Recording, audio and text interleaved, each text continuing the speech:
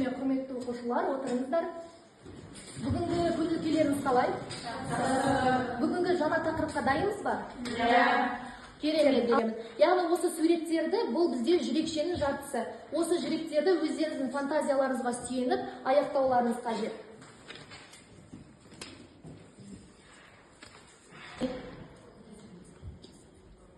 Жүрекшеден көбелекті салған болатын.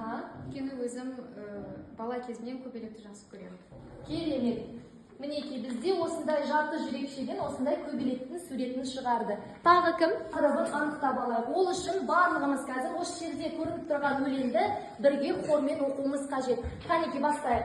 Теңсек болсам ашынып, жақсы іс қылсам асырып, маған сақтар жүрегі, тәттіні де жасырып, тосып тәп айтады, ертегісін әндерін. Біздің үйде осындай әжетайым бар менің. Жарайсыздар. Ал енді бүгінгі сабағымыз тақырыбы әже жайлы өзім толықтыра кетер болсам, әже ол біздің ата-анамыздың анасы. Яғни әже ол әкеміздің немесе біздің анамыздың анасы. Әже бізге ертегі айтып, дәмді бауырсақтарын пісіп, мейірімін төгетін ең сүйікті адамдарымыздың бірі.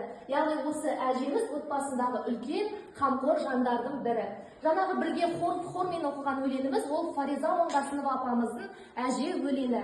Ал енді Фариза Оңғарсынова жайлы айта кетер болсақ, Фариза Оңғарсынова 25 желтоқсан 1939 жылы дүниеге келген. Ол кісі қазақ ақыны, халық жазушысы, журналист, Қазақстан Республикасы парламенті мәжілісінің бірінші және екінші шақырылған лауазымды кісілердің бірі болған.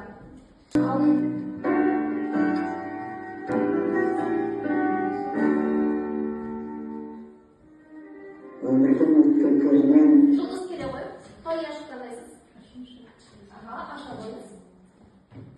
Әже үлкен ақыл. Ал келесі ашықты Биназир келе ғой. Қалай ашып таңдайсыз? Төртінші ашып таңдайық. Әжемнің аты кім? Сенің әжеңнің есімі? Райхан. Осындай керемет сөздерді қолдану арқылы біздің әжеміз бізге өзінің махаббатын, өзінің мейірімін көрсетеді. Ал сіздерге менің әжем көрікті, менің әжем дана. Менің әжем дана, әдемі, жанашыр, мейірімді, ақылды және асыл. Жарайсыздар. Мейірімді, мықты, керемет әрі ақкөңіл адам. Керемет. Ал енді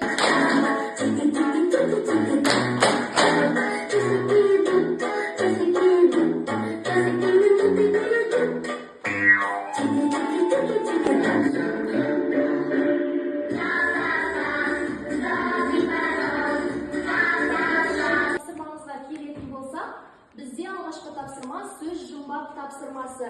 Яғни осы жердегі сұрақтарға жауап беру арқылы біз әже сөзін шығарамыз. Алғашқы сұрақ күшті сөзін басқаша қалай атайды?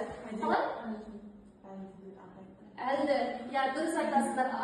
Күшті сөзін басқаша бізде әлді деп атайды. Арай келіп жаза қойыңыз.